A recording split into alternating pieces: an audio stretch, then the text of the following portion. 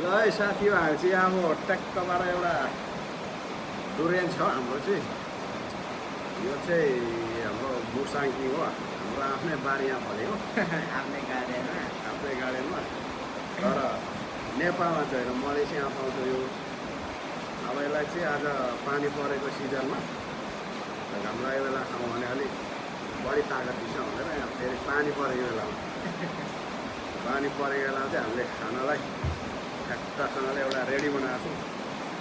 अब यसलाई चाहिँ टक्क यहाँ छ धाँदै फेरि खतरा यसले अब फुटाउने हो खत्रै छ सुरु गऱ्यौँ है त अब हातमा पन्जा भएको भए चाहिँ सजिलो हुन्थ्यो फुटाउनु र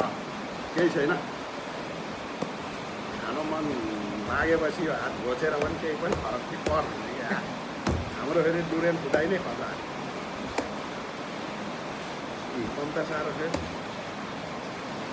जाने तानेले त यो फुटाएर खानै नसक्ने रहेछ नि त पन्जा हातमा भएको भए चाहिँ यसलाई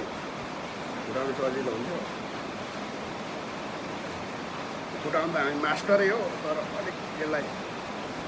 अहिले कताबाट मुक्तेको ऊ नभएर हो के अरे हाम्रो यो छैन नि त पन्जा अहिले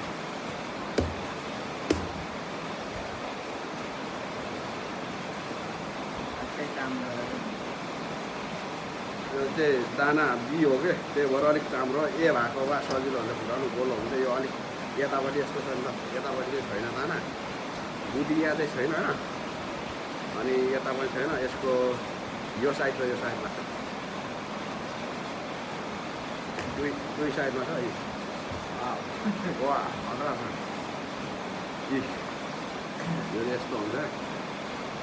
दामी छ यो चाहिँ हामी चाहिँ